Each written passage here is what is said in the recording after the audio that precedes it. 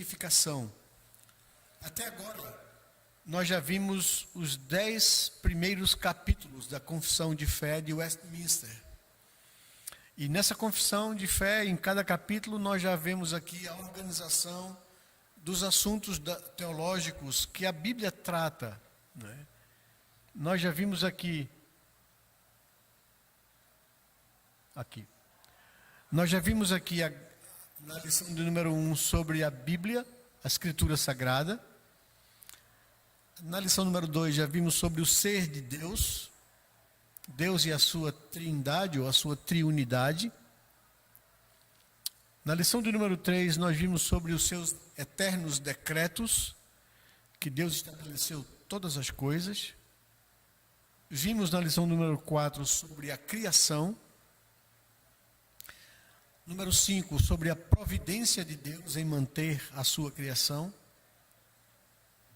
Vimos na lição número 6 a queda do homem, o pecado e as consequências disso para toda a criação. Vimos na lição de número 7 o pacto de Deus com o homem, né? Deus resolveu intervir para resgatar o homem da condenação, consequência da queda. Vimos que Deus estabeleceu que Cristo Jesus seria o mediador dessa aliança, desse pacto, e ele se fez homem e veio cumprir o que Adão não cumpriu, e como justo, não cometeu pecado, e entregou a sua vida como um sacrifício pelos pecadores. Nós vimos na lição de número 9 sobre uma característica que Deus, ao criar o ser humano, colocou nele, comunicando um atributo seu, né, dando ao homem racionalidade, capacidade de avaliação, entendimento, governo, controle sobre toda a criação. E, claro, o homem com essa coisa que nós chamamos na teologia de livre-arbítrio, ou capacidade de arbitrar livremente, ou, usando outra expressão, o homem tinha liberdade absoluta de tomar qualquer decisão. Isso incluía, inclusive, se ele quisesse tomar uma decisão contrária a Deus. Mas ele foi avisado de tudo isso, foi avisado que se ele tomasse essa decisão de rebelião, de autonomia, ele traria sobre ele, sobre toda a criação, a morte. E isso infelizmente veio acontecer, e a gente estudou aqui o que é de fato esse livre-arbítrio. Nós aprendemos aqui que o homem, ao tomar uma decisão errada, ele perdeu essa liberdade absoluta, e agora ele tem liberdade relativa, presa ao pecado, não é? E ele não tem mais aquela condição que Adão tinha antes da queda. Adão podia viver uma vida sem pecado. Nós não temos essa opção, não é? As nossas opções são em que a gente vai pecar, mas não que a gente não vai pecar, não é? Então, hoje em dia, quando você vê alguém usar essa expressão como se referindo à liberdade do homem de escolha, é uma expressão equivocada, mal utilizada, mal entendida, não é? O arbítrio do homem não é mais livre, ele é escravo do pecado. Nós vimos, então, que o pacto que Deus fez com o homem e que estabeleceu Cristo como mediador, e Cristo pagou o preço do nosso resgate, dando a sua vida voluntariamente na cruz, agora vem a ação de Deus em resgatar esse homem, que está morto espiritualmente, entregue à morte em delitos e pecados, que não busca a Deus, que não entende as coisas espirituais. Como é que a obra de Cristo seria aplicada à vida desses defuntos ambulantes que somos nós? Espiritualmente mortos em delitos e pecados, que não entende Deus, e não busca Deus, e não quer Deus. Como é que essas pessoas vão entender, vão compreender, vão desejar a obra de Cristo? Aí é onde nós vimos aqui que entra a ação da terceira pessoa da divindade. Lembra que na vocação eficaz, quem chama o homem ao arrependimento é o Espírito Santo. Quem convence o homem do pecado dele, da justiça de Deus e do juízo, é o Espírito Santo. É o Espírito Santo que faz ele nascer de novo, né? É isso que nós vimos na última lição. É a vocação eficaz, é o chamado eficaz do Espírito de Deus à salvação. Isso só é possível por uma intervenção divina. Com isso nós chegamos à conclusão, até agora, que Deus é o sujeito ativo na salvação do ser humano. Que nós, os seres humanos, somos passivos nisso. Que não nasce no nosso coração.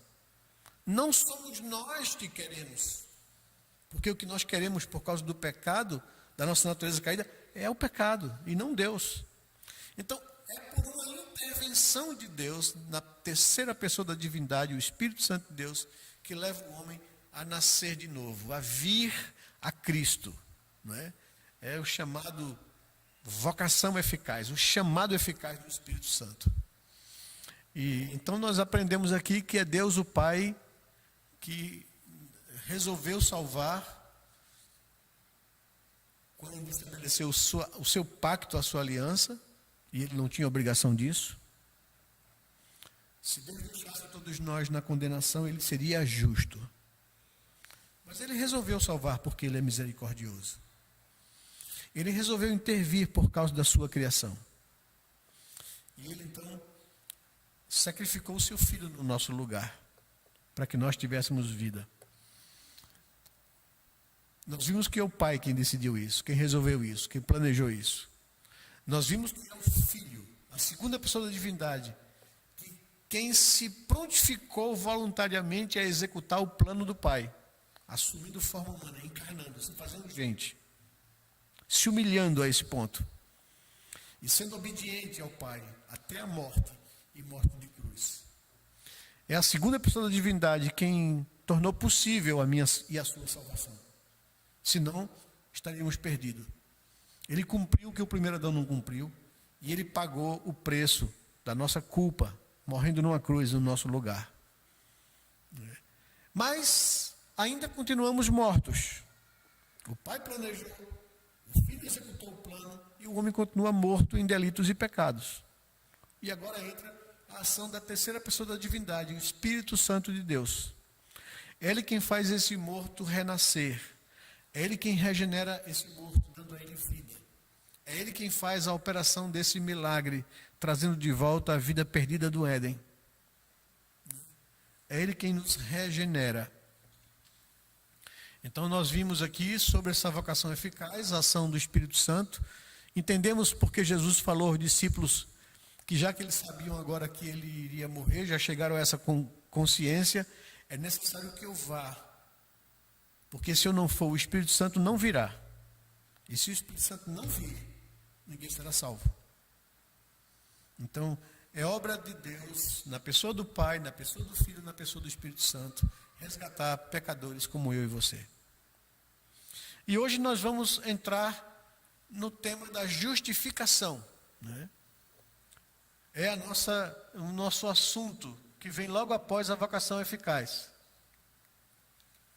E o nosso objetivo com a justificação, para entendermos isso, é entender biblicamente o papel da Trindade, eu já dei uma dica aqui para vocês adiantando, o papel do homem, do ser humano, na justificação, e outros aspectos da justificação. Entender a ação de Deus, entender o papel do homem, entender aspectos outros da justificação.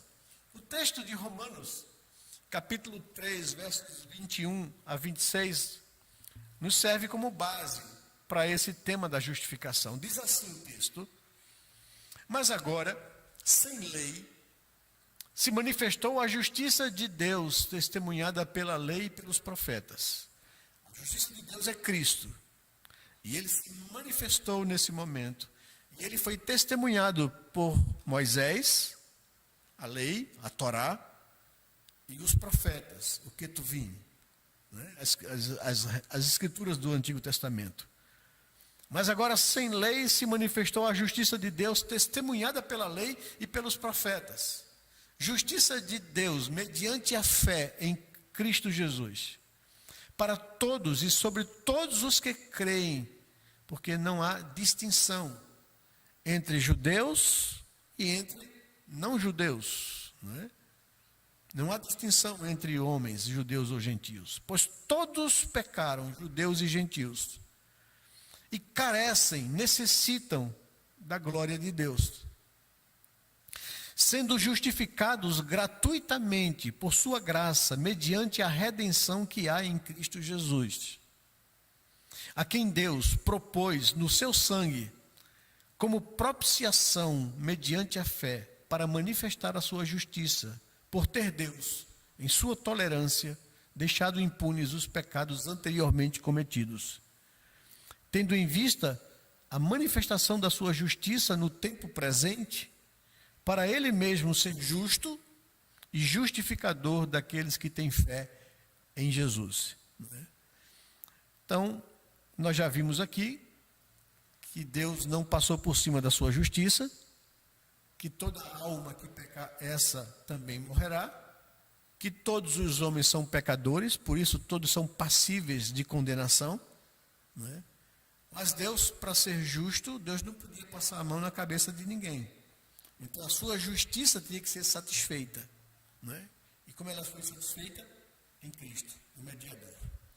Deus derramou sobre ele a sua justiça, para que ela não fosse derramada sobre mim e sobre você. E agora, esse assunto de hoje é: nós vamos receber sobre nós a justiça de Cristo. E nós seremos justificados da nossa culpa por causa dos méritos de Cristo Jesus.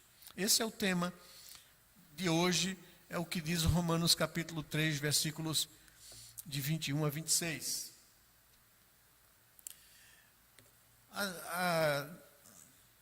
Como introdução, está aí uma ilustração, né? O escrito de dívida que nós temos diante de Deus foi rasgado na cruz. Não há mais dívida, porque Cristo pagou a nossa dívida, né? A experiência do pecador, que de culpado, isso é justificação, passa a ser considerado justo diante do Senhor. É, sem dúvida, a mais sublime em sua relação com o Criador, essa experiência de eu, mesmo sendo um pecador miserável, diante de Deus ser considerado justificado. O que Deus é, Ele é santo. O que eu sou, pecador. E o meu pecado agride, afeta a santidade desse Deus, que exige justiça, mas que essa justiça foi derramada sobre Jesus. Então a experiência do pecador, de alguém que tem consciência do que ele é, de culpado passar a ser considerado justo diante do Senhor, é sem dúvida mais sublime em sua relação com o Criador, essa experiência. A doutrina abordada neste estudo trata exatamente desse ato extraordinário de Deus, que na pessoa do seu Filho Jesus, nos considera isentos de culpa, ou seja, justificados, e consequentemente beneficiários de todas as bênçãos da salvação. É isso que Cristo conquistou na cruz por nós. É preciso entender, antes de tudo, que nada fazemos para que mereçamos esta graça. Não tem em mim nem em você qualquer mérito.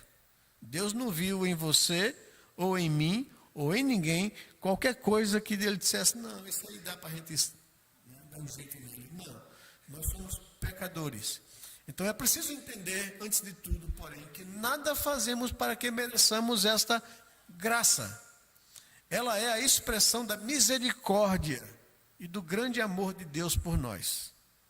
Somente misericórdia e amor de Deus por nós é que justifica o fato dele ter sacrificado o seu filho e derramar a sua justiça sobre o seu filho, e pegar agora a justiça do seu filho e colocar sobre nós, nos considerar justos, mesmo sendo nós culpados e pecadores.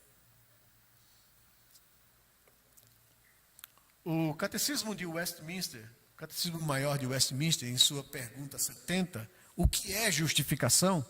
Responde dessa forma aqui: justificação é um ato da livre graça de Deus para com pecadores, no qual ele perdoa todos os seus pecados, aceita e considera suas pessoas justas aos seus olhos, não por qualquer coisa neles operada ou por eles feita, mas unicamente pela perfeita obediência e plena satisfação de Cristo, a eles imputados por Deus e recebidos só pela fé. Então, é por causa de Cristo, por causa do seu sacrifício, por causa da sua obra, imputada sobre mim e sobre você, que Deus me considera justo e sem culpa e pecado diante dos seus olhos. Então, é isso que o catecismo responde e vai buscar na palavra as bases para essas afirmações. Porque pode ser muito complicado para as pessoas entenderem isso, porque geralmente o que acontece, e eu digo que religião é algo muito perigoso, por causa disso. A religião passa para a gente uma ideia de que se a gente fazer as coisas certinhas, a gente pode merecer de Deus a salvação. Não é? E a Bíblia diz que isso é impossível. Porque nós somos imperfeitos, pecadores, e nós não vamos cumprir perfeitamente essas exigências. Então, o que é o cristianismo diferente das religiões? O cristianismo diz: desista. Você não tem condições em você mesmo de buscar qualquer merecimento. Você é um pecador, né? Perdido, merecedor de juízo. Enquanto você não entender isso e não reconhecer isso, você vai se esforçar em vão e no final vai ser frustração. Porque você não consegue cumprir perfeitamente o que Deus na sua justiça exige. Então não vá por esse caminho de religião. Né? Por isso que eu terminei a pregação do culto afirmando isso. Não é fazer parte de uma religião. É viver um relacionamento pessoal com Deus, em gratidão por aquilo que Ele fez por mim, mesmo eu não merecendo. Ele colocou sobre mim a justiça do seu Filho. E agora Ele me vê sem culpa, por causa dos méritos de Cristo Jesus. Romanos é uma linguagem até mesmo jurídica. Todos nós somos pecadores e devedores e merecedores de um castigo ou de um juízo.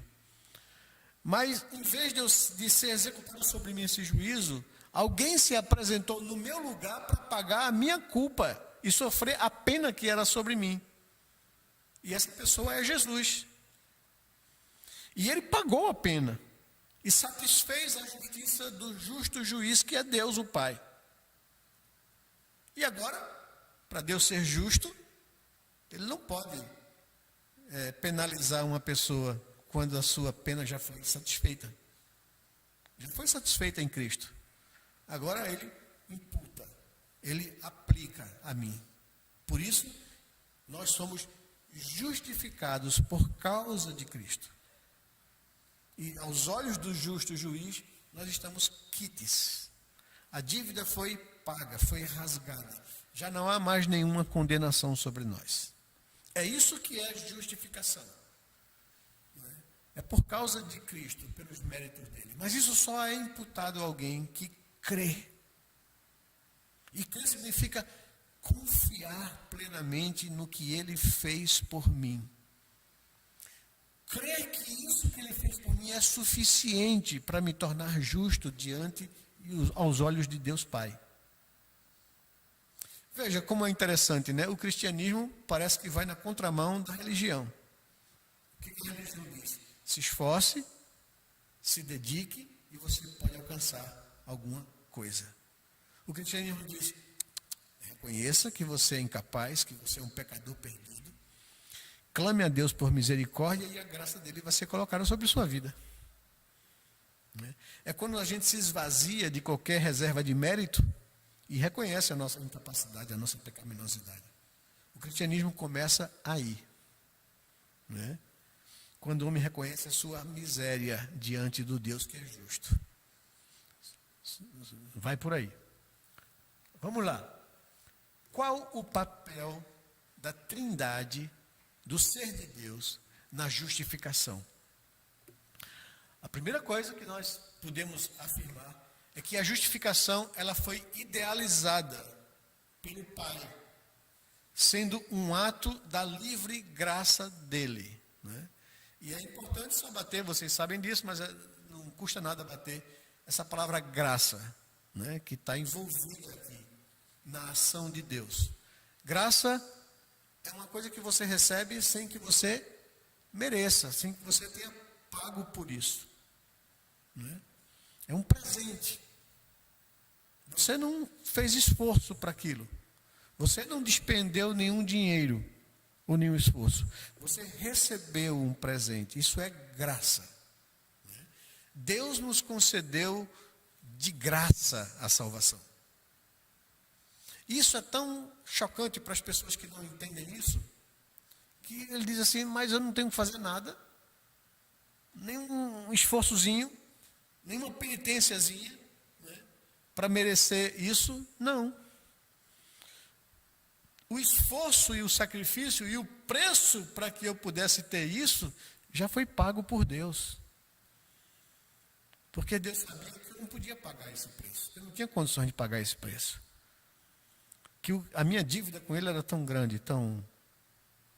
Porque Deus conhece o meu coração, Ele sabe que eu sou um pecador e que peco diante dEle todos os dias, por ações, por pensamentos, por palavras, por omissões. E não há ninguém que possa se sustentar diante de Deus que conhece o coração. Então, assim, graça é um favor que nós não merecemos. E Deus, por sua graça, nos salvou. Então, a justificação foi idealizada, pensada, planejada por Deus o Pai.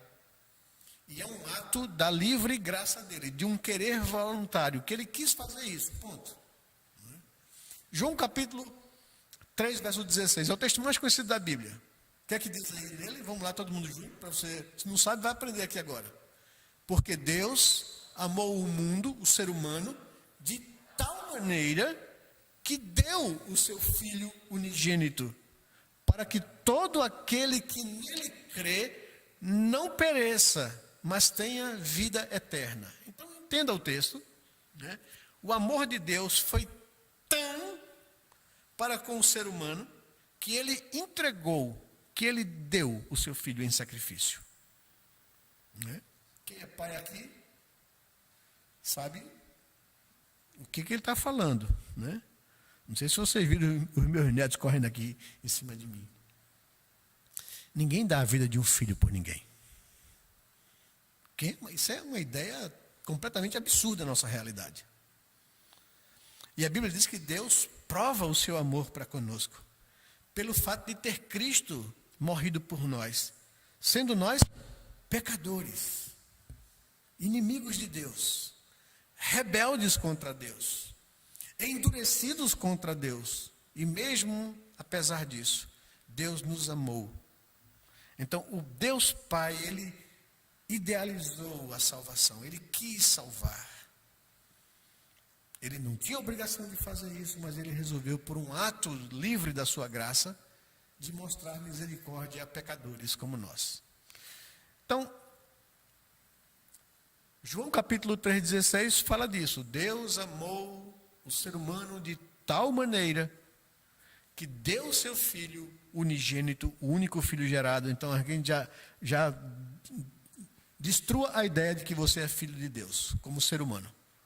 Nós somos criação de Deus. Deus só tem um único Filho, Jesus. O unigênito Filho de Deus. Agora, nós vamos aprender na próxima lição que depois da justificação, nós somos adotados como filhos de Deus.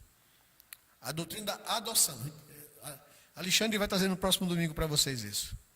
Mas hoje a gente está vendo aquele passo a passo, né? Como Jack e o Estripador, é por partes. Então a gente está vendo a justificação. A gente já viu, né, que Cristo fez por nós até agora. Agora a gente está caminhando na justificação. Após a justificação vem uma leva de bênçãos que é colocada sobre nós. Mas agora a gente está só na justificação.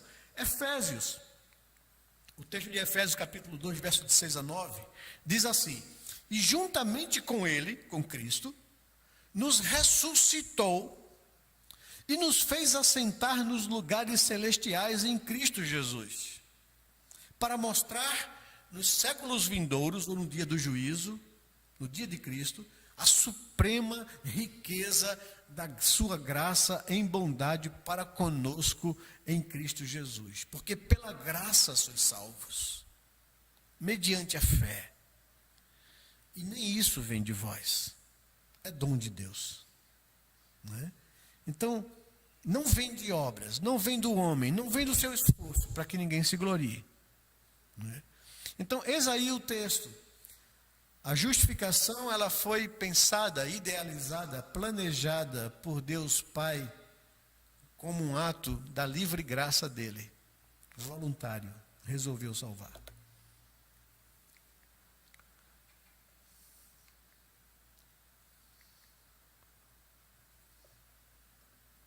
A justificação, ela é possibilitada pela obra de Cristo, a qual é imputada aos crentes.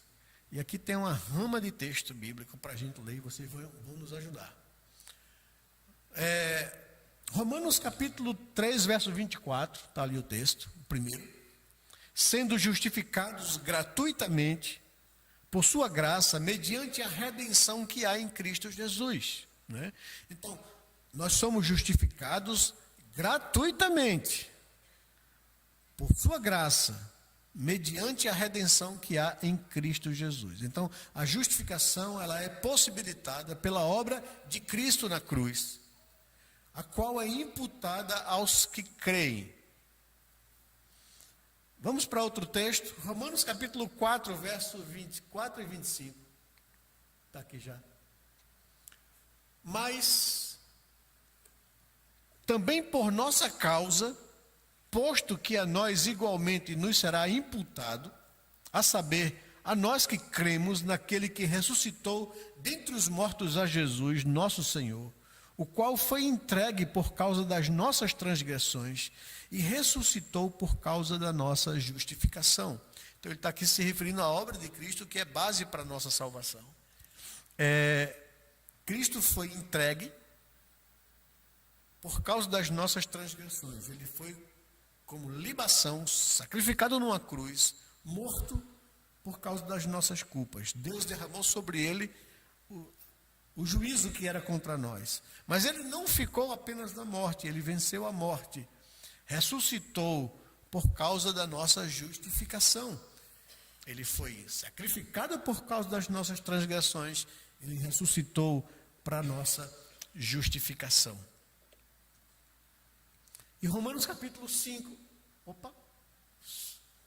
capítulo 5, verso 8 a 10, nos diz: mas Deus prova o seu próprio amor para conosco pelo fato de ter Cristo morrido por nós, sendo nós ainda pecadores. Logo, muito mais agora, sendo justificados pelo seu sangue, seremos por ele salvos da ira futura, do dia do juízo.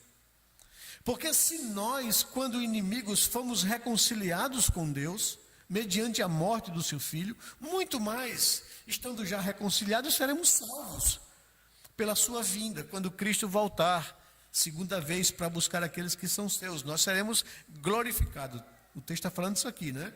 Já vimos aqui com vocês, justificação foi quando eu criei em Cristo e foi imputado sobre mim a obra de Jesus. Santificação é o processo que começa a partir daí até a minha partida ou até a vinda de Cristo, a glorificação, quando nós seremos definitivamente salvos da presença do pecado em nossa vida, né? Eu gosto sempre de estar enfatizando isso. Na justificação, eu sou salvo da culpa do pecado. Já não há mais dívida contra mim. Foi rasgado o escrito de dívida. Na santificação, eu estou sendo salvo do poder do pecado sobre minha vida. Ele vai perdendo força. E eu vou me fortalecendo espiritualmente a cada dia por causa da obra do Espírito Santo. É graça de Deus na nossa vida.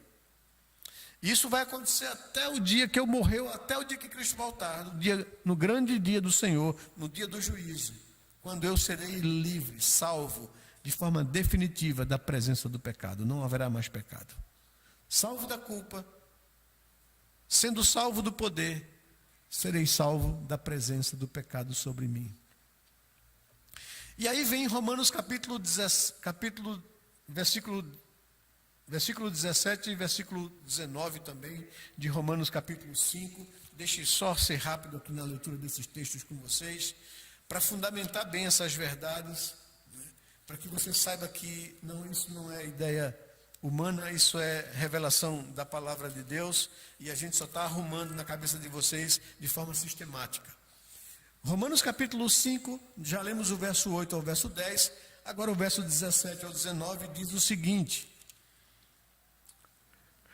Verso 17: se a morte reinou pela ofensa de um, e por meio de um só muito mais os que recebem a abundância da graça e o dom da justiça reinarão em vida por meio de um só, a saber, Jesus Cristo.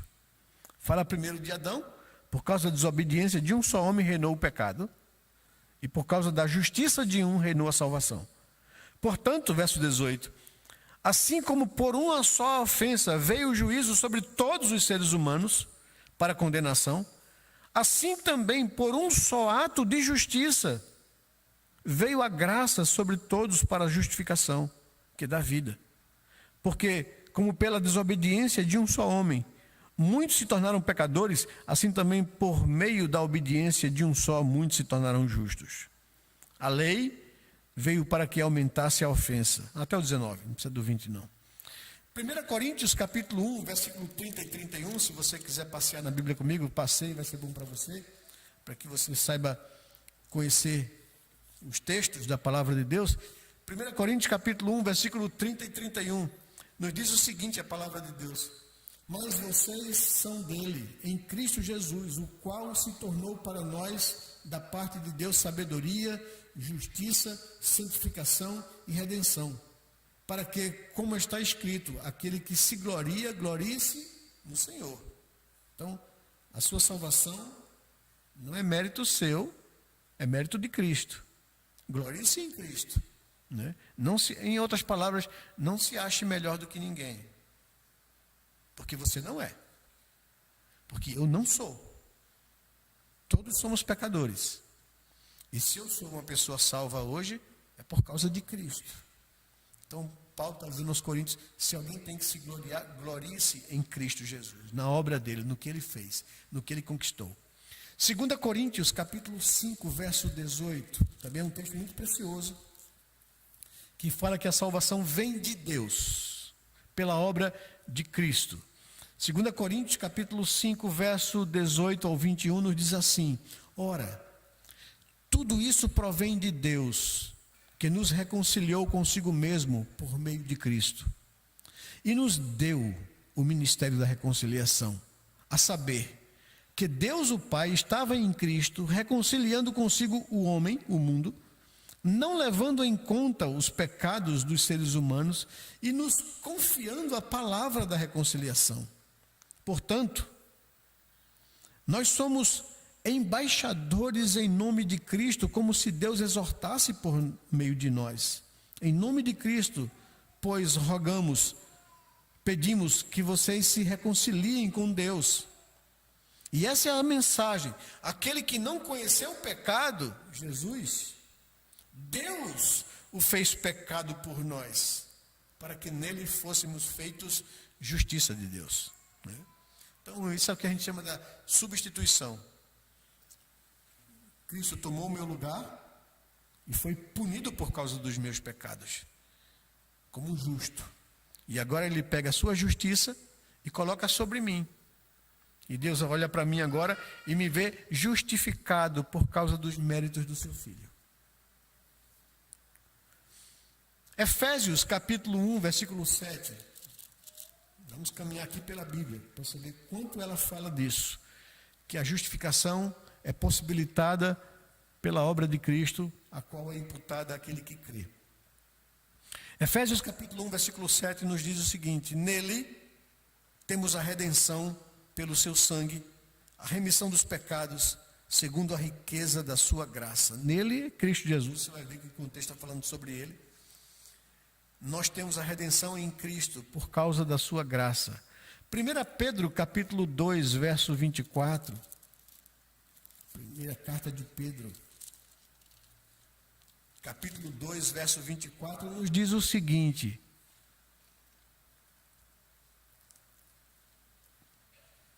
carregando ele mesmo em seu corpo sobre o madeiro os nossos pecados, para que nós, mortos para os pecados, vivamos agora para a justiça. Pelas suas feridas, vocês foram sarados, ou salvos, ou curados. O capítulo 3, verso 18, da mesma carta de Pedro, diz o seguinte, 3,18: pois também Cristo padeceu uma única vez pelos pecados, os justos pelos injustos, para conduzir vocês a Deus, morto sim na carne, mas vivificado no Espírito. Não é? Então, ele tomou o nosso lugar e foi sacrificado por nós. E Efésios, capítulo 2, versículo 6 ao versículo 9, texto que a gente já visitou, mas deixe-me só reforçar com vocês. Efésios capítulo 2, versículo de 6 a 9, diz que, e juntamente com ele, com Cristo, ele nos ressuscitou e nos fez assentar com ele nas regiões celestiais em Cristo Jesus. Deus fez isso para mostrar nos tempos vindouros a suprema riqueza da sua graça em bondade para conosco em Cristo Jesus. Porque pela graça sois salvos, mediante a fé. Isto não vem de vós, é dom de Deus.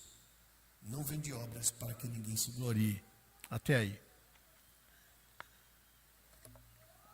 Então, duas coisas que aprendemos sobre o papel de Deus, da triunidade de Deus na salvação. Primeiro, foi idealizado pelo Pai.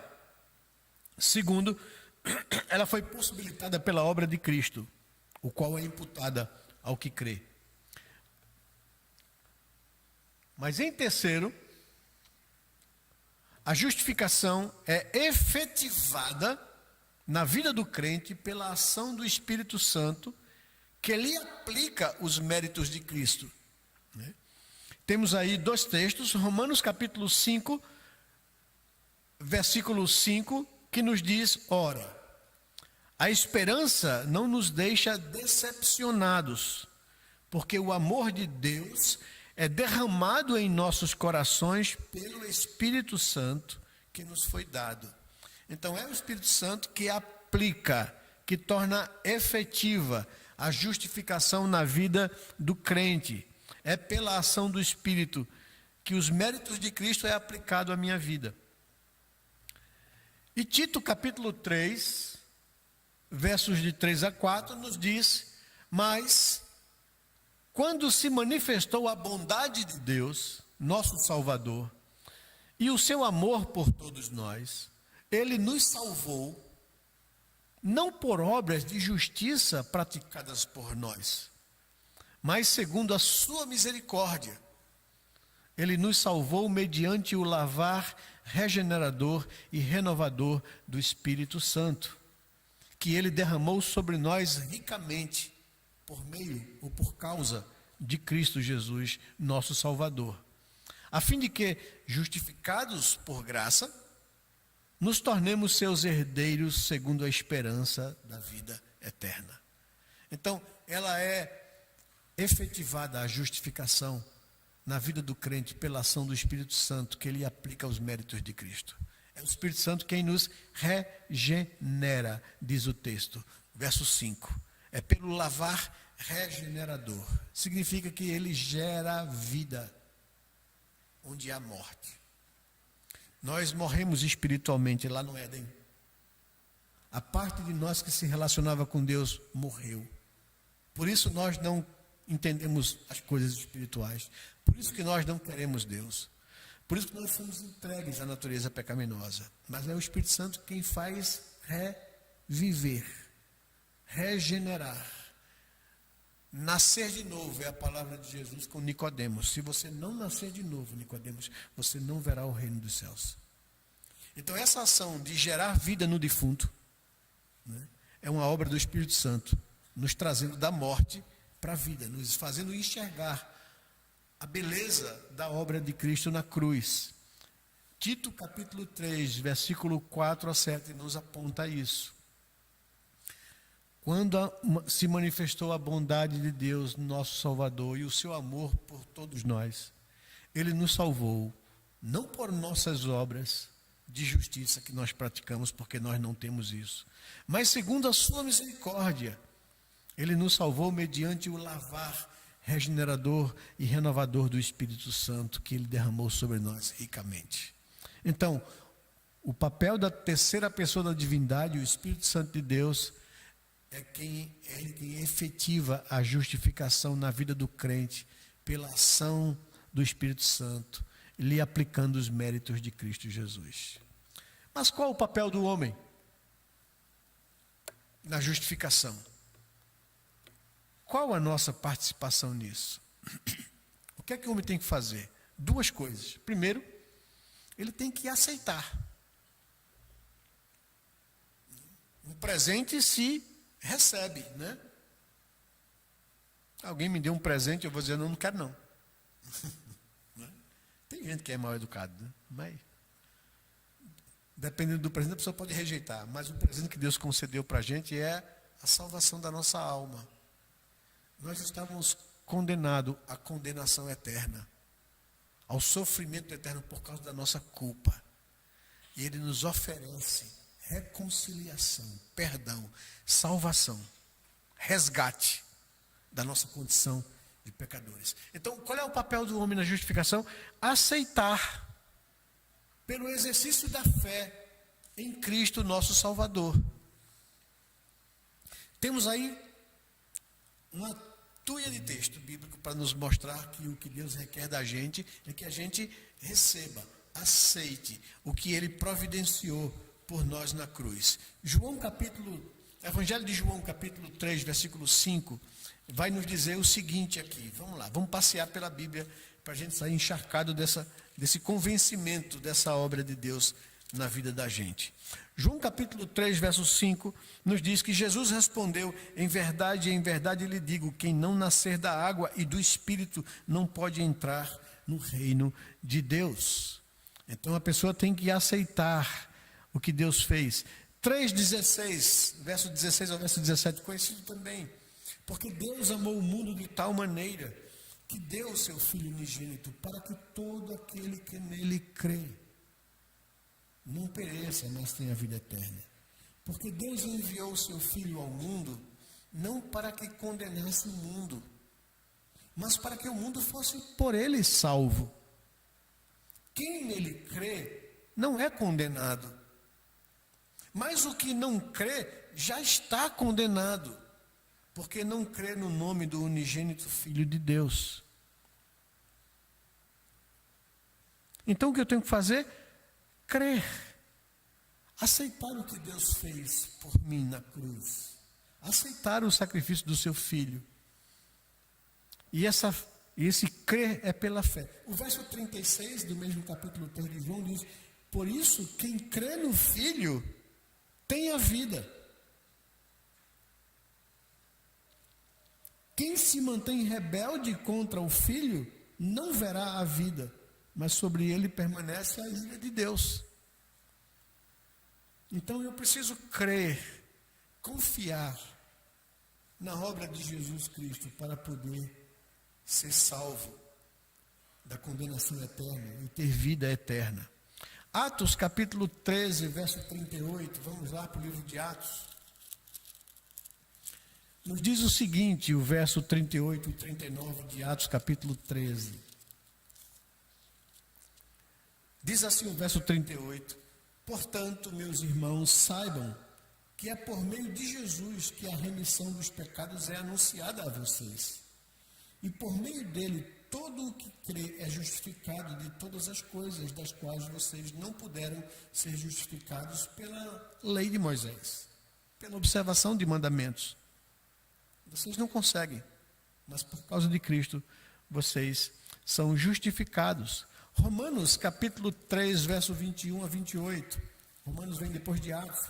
Folheie a sua Bíblia aí. Romanos capítulo 3, verso 21 ao verso 28 diz o seguinte: Mas agora, sem lei, a justiça de Deus se manifestou, sendo testemunhada pela lei e pelos profetas. É a justiça de Deus mediante a fé em Jesus Cristo, para todos e sobre todos os que creem. Porque não há distinção, pois todos pecaram e carecem da glória de Deus, sendo justificados gratuitamente por sua graça, mediante a redenção que há em Cristo Jesus, a quem Deus apresentou como propiciação, como pagamento no seu sangue mediante a fé. Deus fez isso para manifestar sua justiça, por ter ele, na sua tolerância, deixado impunes os pecados anteriormente cometidos, tendo em vista a manifestação da sua justiça no tempo presente, a fim de que o próprio Deus seja justo e justificador daquele que tem fé em Cristo. Onde fica, então, o orgulho? Foi totalmente excluído. Por meio de que lei? A lei das obras? Não. Pelo contrário, por meio da lei da fé. Concluímos, pois, que o ser humano é justificado pela fé, independente das obras da lei. Ou seria Deus apenas Deus dos judeus? Será que não é também Deus dos gentios? Sim, também dos gentios. Ok? Gálatas capítulo 2, verso 16. Passe a mais, passe Romanos, Coríntios, e aí chega na carta aos Gálatas. Gálatas capítulo 2, verso 16, nos diz o seguinte: Sabendo, contudo, que o homem não é justificado por obras da lei, e sim mediante a fé em Jesus Cristo.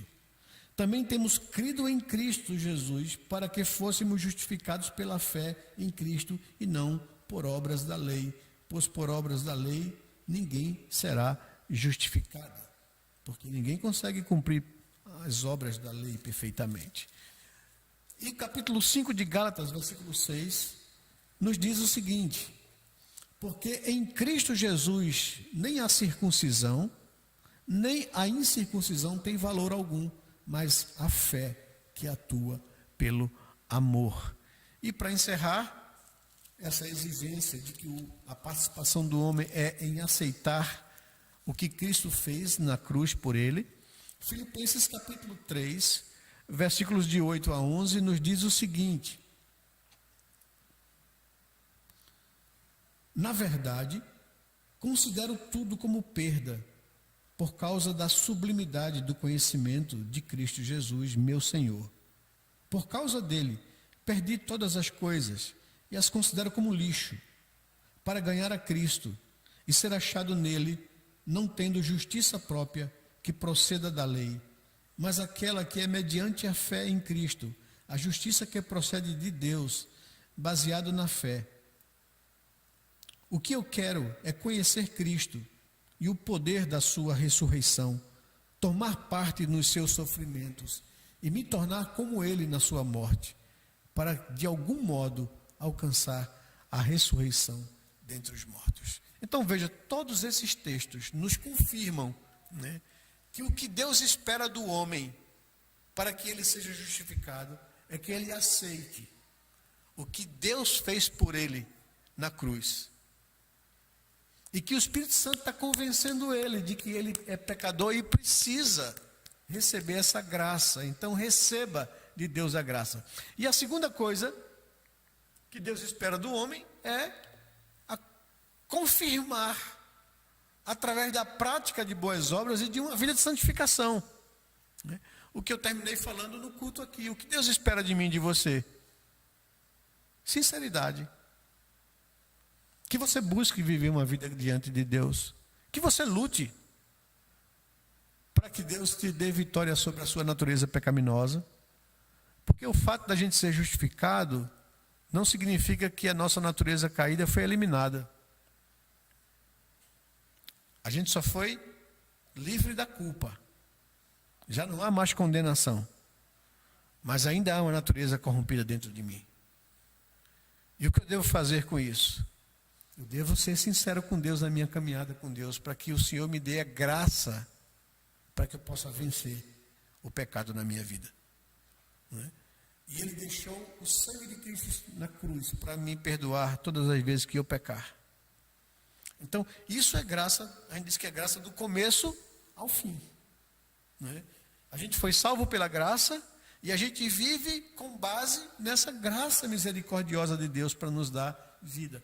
Então, é preciso que o recebimento do que Cristo fez por mim naquela cruz seja acompanhada ou confirmado através de uma vida onde eu busco fazer a vontade de Deus revelado na palavra dele. Porque a Bíblia me diz o que é que Deus, quem Deus é e o que Ele espera de mim. Como eu devo viver a minha vida para agradar a Deus? A gente diz aqui que é a receita da felicidade. Eu preciso observar o que Deus diz que Ele espera de mim e procurar viver nisso. E todas as vezes que eu não conseguir, eu chegar para Ele para confessar que eu não consegui e pedir a Ele misericórdia, que me perdoe, que me coloque de volta no caminho. Né? É isso que é a confirmar a minha justificação através da prática de boas obras e de uma vida de santificação. Efésios 2:10 nos diz que nós somos feituras dele, criados em Cristo Jesus para vivermos as boas obras, as quais Deus preparou desde o início para que a gente andasse nela. Né? E a queda nos impossibilitou de andar nas boas obras, porque agora a nossa natureza é pecaminosa.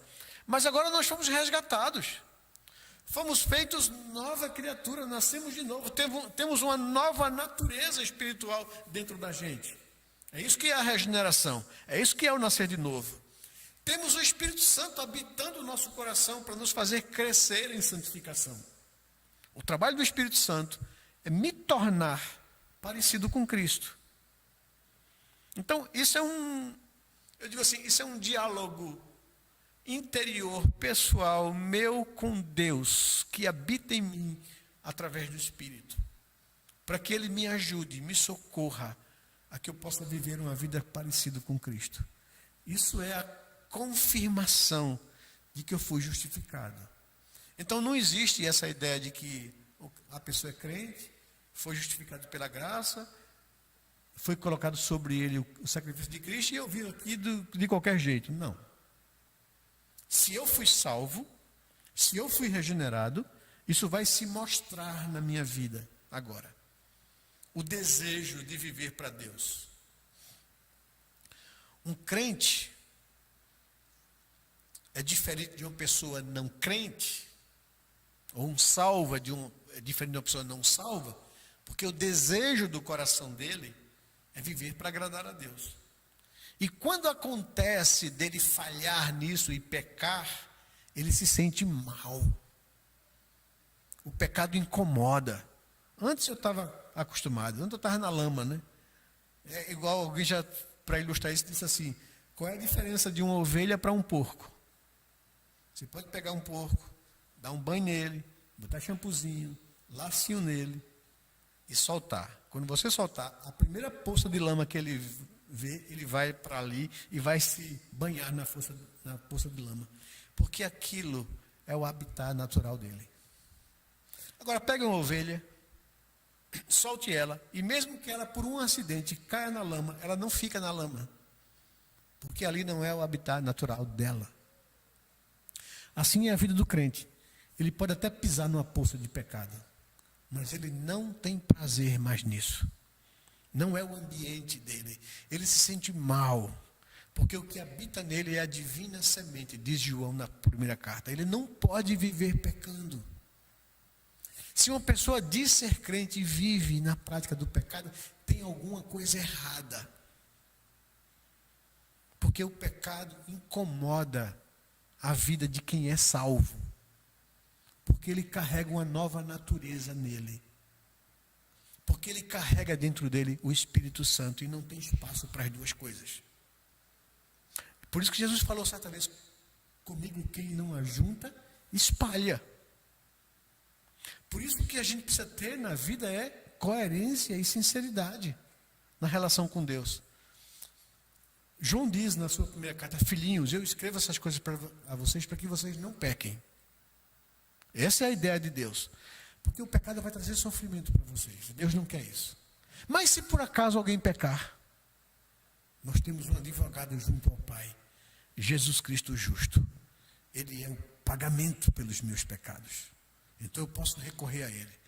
Mas o normal é que uma pessoa, e a vontade de Deus é que um crente não viva no pecado. E se acontecer, que ele corrija isso. Então Efésios diz isso: nós somos feituras de Deus, criados em Cristo Jesus para viver as boas obras que Deus preparou para que a gente andasse nela. A diferença de um crente para uma pessoa não crente em relação às boas obras é porque a religião diz que a gente precisa fazer boas obras para ser salvo. O cristianismo diz: não, você é salvo para viver nas boas obras. É diferente. Você procura viver as boas obras, a vontade de Deus, por gratidão a Deus, e não para ser salvo. Você quer andar na vontade de Deus por gratidão, porque Deus te salvou. É diferente de uma pessoa que quer fazer boas obras para alcançar a salvação. E vai ser um martírio isso, porque ele não consegue. Né? Mas quando ele entende que foi salvo e agora quer viver nisso por gratidão, aí é diferente. Tiago, capítulo 2, Tiago está pensando naquelas pessoas que dizem ser crentes, mas que vivem uma vida toda incoerente. Vivem uma vida que contradiz o que ele afirma ser. Aí Tiago está dialogando com uma suposta pessoa que diz: não, eu tenho fé, eu sou uma pessoa salva. E Tiago vai dizer: mas a tua vida não mostra isso. Então você tem que aceitar, acolher a salvação e confirmá-la através da sua vida. Analisa se a tua vida é coerente com aquilo que você diz crer. Tiago capítulo 2, verso 20, ele diz o seguinte, nesse diálogo com uma pessoa que diz que tem fé, isso basta, né? E eu posso viver de qualquer forma. Ele diz: seu tolo, você quer ter certeza de que a fé que você diz ter sem obras é inútil? Por acaso não foi pelas obras que Abraão, nosso pai, foi justificado quando ofereceu o seu filho Isaque sobre o altar? Veja, o argumento de Tiago não está dizendo que Abraão foi salvo pelas obras. Tiago está dizendo que Abraão evidenciou a fé dele, pela atitude dele em sacrificar o seu filho, porque Deus assim o pediu. E Hebreus diz que que Abraão fez isso porque ele cria que Deus era poderoso o suficiente para resgatar o seu filho. Então o Tiago está dizendo: olha, você está me dizendo que crê em Cristo, mas vive uma vida dissonante com isso, e vai dizer para mim que você é salvo pela fé, sem uma atitude coerente com essa fé? Meu filho, repense a sua vida. O Tiago está dizendo isso. Olhe para o exemplo de Abraão. É a atitude de Abraão que revelava que ele tinha fé. Então, se você não tem uma atitude coerente com o que você diz crer, que fé é essa? Inútil, morta. Essa é a linha de raciocínio de Tiago aqui no texto. Você percebe, verso 22, que a fé operava juntamente com as suas ações, se referindo a Abraão, e que foi por suas ações ou por suas obras que a fé se consumou, se confirmou, e se cumpriu a escritura que diz que Abraão creu em Deus e isso lhe foi imputado para a justiça. Porque ele creu em Deus, ele obedeceu. E ele foi chamado amigo de Deus. Assim vocês percebem que uma pessoa é justificada pelas obras, pelas suas atitudes, e não somente pela fé. O que Tiago está querendo nos ensinar é que a minha atitude demonstra que eu creio. Verso 25, de igual modo, será que não foi também pelas obras que a prostituta Raabe foi justificada, quando acolheu os emissários e os fez partir por outro caminho? Porque assim como o corpo sem espírito é morto, assim também a fé sem obras é morta.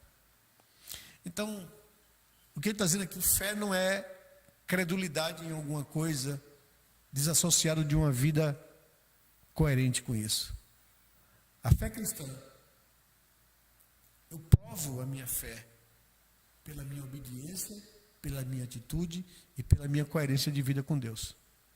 Então, o que Deus espera do homem? Aceitar o que Cristo fez na cruz e confirmar isso através de uma vida cristã coerente e em santificação, né? E para encerrar, vamos para o terceiro ponto aqui. Outros aspectos da justificação. A justificação tem como sujeito o Deus soberano e como objeto os seus eleitos, não é? Romanos capítulo 5, versículo 8, nos diz o seguinte, Romanos 5, 8. Mas Deus prova o seu próprio amor para conosco pelo fato de ter Cristo morrido por nós, sendo nós ainda pecadores. E aqui a gente vai entrar num tema que já tocamos algumas vezes nesse tema aqui, que é um tema difícil para ser digerido, não é? Pela mente limitada, caída e pecaminosa do ser humano. Imaginem comigo, se todos os homens estão encerrados na morte, porque todos pecaram, e se eles não têm mais vida espiritual e não conseguem reagir a Deus, responder a Deus, como alguns são salvos e outros não manifestam nenhum desejo de salvação? Essa é a pergunta. Até aqui nós já vimos que Deus é sujeito na operação da salvação e que o homem é objeto da ação de Deus. É Deus Pai quem resolveu salvar, é Deus Filho quem executou e é Deus Espírito Santo quem aplica na vida do ser humano. O ser humano morto em delitos e pecados. Então, por que alguns são despertados da morte e salvos e outros continuam na morte? Aí vem a difícil doutrina da eleição. Deus não tinha obrigação de salvar ninguém, mas Ele resolveu salvar. E o preço da salvação foi a vida do seu filho na cruz. Agora Deus tem o direito de salvar quem Ele quer.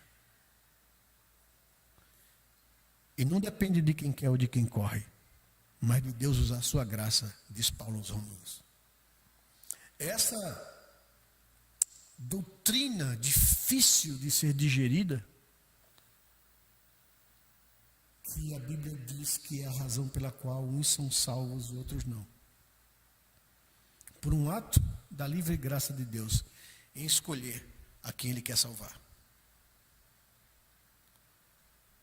Geralmente a nossa natureza humana, caída e pecaminosa, reage negativamente a essa afirmação bíblica.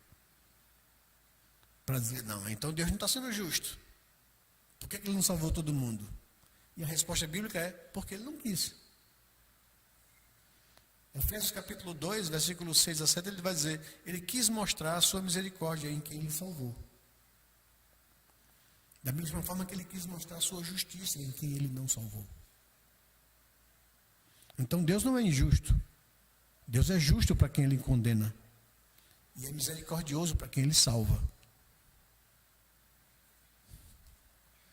Se eu e você está aqui, supostamente, é porque o Espírito Santo agiu no meu e no seu coração, nos levando ao arrependimento e à fé em Cristo Jesus. Supostamente, nós somos eleitos de Deus. Por graça, um favor não merecido. E todas as vezes que essa doutrina é cochichada, eu digo assim, ela é cochichada no ouvido de quem foi salvo. Para reafirmar uma coisa no meu coração. Não é mérito seu, Cláudia. Deus não viu nada de bom em você. Mas não sei por que cargas d'água. Ele amou você. Ele lhe escolheu. Ele sacrificou o seu filho por você. Seja grato. viva a sua vida para agradá-lo. Porque isso não foi para todo mundo. Isso é um cochicho de Deus no coração da pessoa, para tirar da gente qualquer reserva de mérito, para que a gente entenda que eu não tenho nada melhor do que ninguém. Eu sou um pecador miserável como todo ser humano, mas Deus me amou, louvado seja o nome do Senhor.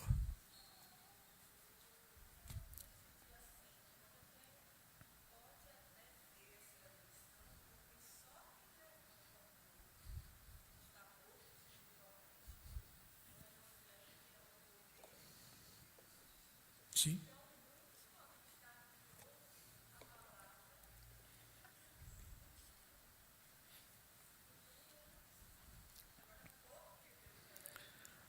E a gente vai ter que perguntar a Deus, né? Não tem jeito. A dica da Bíblia é o seguinte, é simples, é o raciocínio da Bíblia. Deus não tinha obrigação de salvar. Nenhum. Se Deus condenasse todos nós, ele seria justo. Mas ele resolveu salvar, por causa da sua misericórdia e do grande amor com que nos amou. Estou usando a linguagem de Paulo em Efésios capítulo 2, versículo 5 em diante. Por causa do seu grande amor com que nos amou, e mesmo estando nós mortos, ele nos deu vida juntamente com Cristo, pela graça sois salvos. Isso é um mistério que a gente não tem, a nossa mente limitada e finita não tem condições de penetrar. A gente só pode aceitar o que ele fez por nós. E pode querer viver para agradá-lo por gratidão do que ele fez por nós.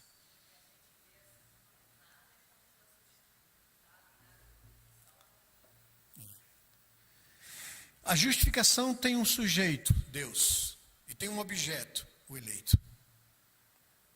Romanos capítulo 5, versículo 8.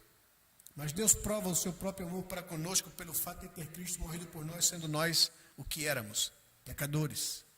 Romanos capítulo 8, verso 28 a 30, diz o texto de Romanos: sabemos que todas as coisas cooperam para o bem daqueles que amam a Deus, daqueles que são chamados segundo o seu propósito. Pois aqueles que Deus de antemão conheceu, e a palavra aqui pode ser traduzida por elegeu, ele também os predestinou para serem conformes à imagem do seu Filho, a fim de que ele seja o primogênito entre muitos irmãos. E aos que predestinou, a esses também chamou, o chamado eficaz, a vocação eficaz. E aos que chamou, a esses também justificou. E aos que justificou, a esses também glorificou. Então, eis aí Paulo, a palavra de Deus respondendo para a gente. E Efésios, que para mim é o texto que resume com mais clareza, se não o que é a condição do homem e o que foi a ação de Deus. Vejam, do verso 1 ao verso 3 de Efésios 2. Ele, Deus, lhes deu vida quando vocês estavam mortos em delitos e pecados, em suas transgressões e pecados, nos quais, em tais pecados, vocês andaram no outro tempo, segundo o curso deste mundo, segundo o príncipe da potestade do ar, desse espírito que agora atua nos filhos da desobediência, entre eles também nós, todos, andamos no passado, segundo as inclinações da nossa carne, fazendo a vontade da carne e dos pensamentos, e éramos por natureza filhos da ira, como também os demais. Veja, Paulo está falando aos crentes em Éfeso, está dizendo isso para eles. Ele, Deus, nos deu vida, quando ainda estávamos mortos em delitos e pecados, quando ainda andávamos segundo o curso deste mundo, quando ainda vivíamos segundo o príncipe da potestade do ar, desse espírito que agora opera sobre os filhos da desobediência, uma referência à queda de Adão, os quais também todos Todos nós estávamos nisso. Paulo está falando para os crentes. Todos nós éramos assim. Todos nós vivíamos desse jeito. Todos nós estávamos debaixo do jugo, escravizados pelo diabo, que agora atua sobre os filhos da desobediência, nos quais nós nos incluímos. Mas, ele diz, entre eles também todos nós andávamos no passado, segundo as inclinações da nossa carne, fazendo a vontade da carne e dos pensamentos, e por natureza nós éramos filhos da ira, do juízo, como também todos os demais homens. Mas o verso 4 é maravilhoso. Esse quadro é triste, mas aí vem o verso 4 para nos salvar. Mas Deus, porém Deus, no entanto Deus, sendo rico em misericórdia, por causa do grande amor com que Ele nos amou, e mesmo estando nós mortos em delitos, Ele nos deu vida juntamente com Cristo. Pela graça sois salvos. E juntamente com Cristo, Ele nos ressuscitou e nos fez assentar nos lugares celestiais em Cristo Jesus. E Deus, concluindo o verso 7, por que Deus fez isso? Deus fez isso para mostrar nos tempos vindouros ou no dia do juízo a suprema riqueza da sua graça em bondade para conosco em Cristo Jesus. O que Paulo está dizendo é que naquele dia do juízo, quando Jesus voltar para julgar todo mundo, seria um dia trágico, triste, terrível. Toda a humanidade seria lançada na condenação eterna, inclusive nós, se não fosse a misericórdia de Deus, se não fosse a intervenção de Deus. Seria um dia de choro, mas também haverá um dia de alegria para os salvos, quando seremos de fato resgatados naquele grande dia do juízo. E Deus fez isso para mostrar a suprema riqueza da sua graça, da sua bondade para conosco. Essa é a palavra de Paulo. Por isso, a gente só tem motivos para agradecer a Deus e para viver para a sua glória. Mas ainda, a justificação é uma obra através da qual se manifestam a perfeita justiça de Deus, bem como a sua abundante graça. Tudo isso que eu falei para vocês. A obra de Cristo vai manifestar a justiça de Deus naqueles que estão debaixo de condenação e vai mostrar a misericórdia e a graça de Deus naqueles que estão debaixo da sua salvação. Deus vai mostrar essa perfeita justiça e essa abundante graça. Romanos capítulo 8, versículo 33, vai dizer o seguinte, Romanos 8, 33 a 39, diz assim o texto: quem intentará acusação contra os eleitos de Deus? É Deus quem os justifica. Quem os condenará? É Cristo Jesus quem morreu, ou melhor, quem ressuscitou, o qual está à direita de Deus e também intercede por nós.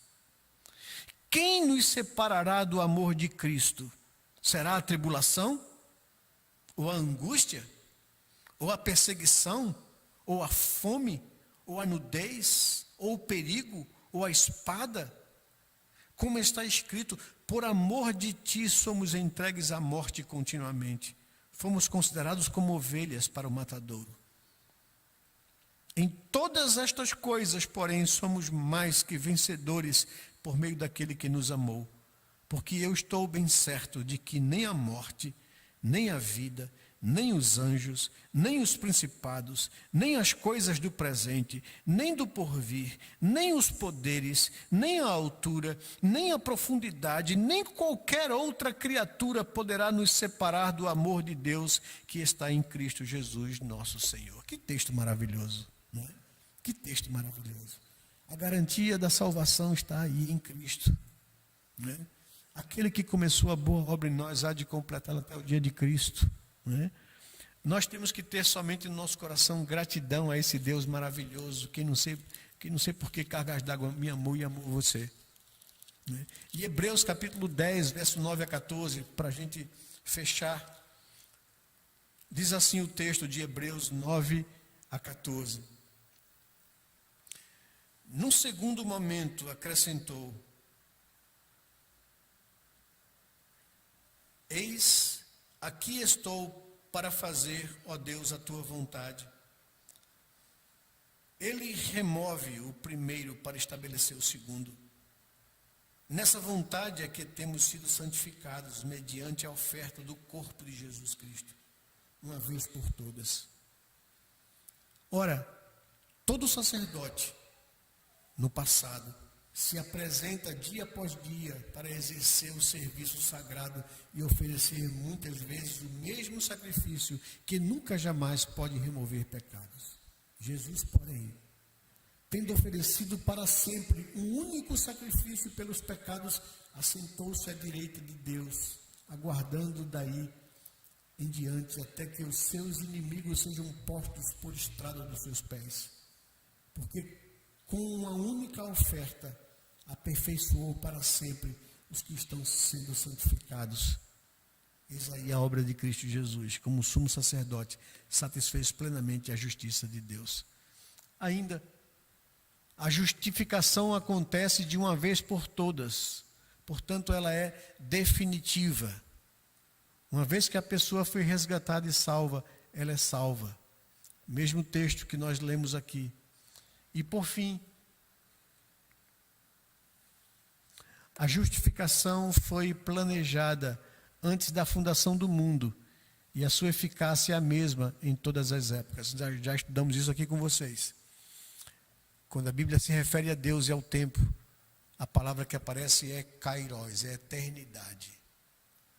Para Deus não existe passado, não existe presente, não existe futuro. Ele não está preso ao cronos como eu e você está. Então, a obra de Cristo foi idealizada, a salvação foi pensada nos tempos eternos, antes da fundação do cronos, do nosso mundo, não é? Por isso ela é eficaz, por isso ela é perfeita. 1 Pedro capítulo 1, versículo 2, diz o seguinte, 1, 2. Eleitos segundo a presciência de Deus Pai em santificação do Espírito para a obediência e a aspersão do sangue de Jesus. O verso 18 nos diz o seguinte: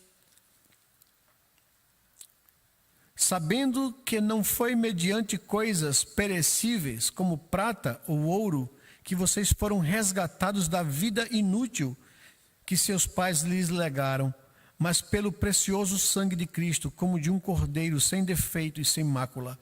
Ele foi conhecido antes da fundação do mundo, mas manifestado nesses últimos tempos em favor de vocês. Por meio dele, vocês creem em Deus, o qual o ressuscitou dentre os mortos e lhe deu glória, para que a fé e a esperança de vocês estejam em Deus. Chegamos ao final da nossa lição de hoje, a justificação. Espero que ela tenha sido muito rica para a sua vida, mas aqui ficam algumas perguntas. Que efeitos práticos há em entender o papel de Deus e o seu papel na justificação? Que efeitos práticos na sua vida essa doutrina lhe traz como conclusão? E por fim, como a justificação está sendo evidenciada em sua vida? Você consegue enxergar que você é uma pessoa justificada pelos efeitos disso na sua vida, na sua caminhada? Como melhor poderia ser identificado isso na sua vida? Eu queria que você ficasse pensando nisso e refletisse sobre essas verdades. Que Deus possa ajudar você a colocar mais esse fundamento nas suas convicções de fé e de vida com Deus, para que você não seja abalado em absolutamente nada, mas confiante na graça que Deus providenciou para você em Cristo Jesus. Amém? Vamos orar ao Senhor.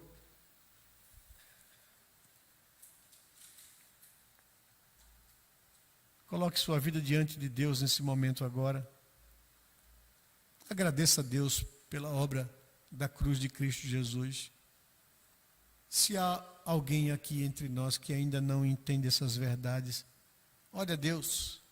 Peça para que Deus abra seu entendimento, para que você possa compreender a beleza do seu amor naquela cruz.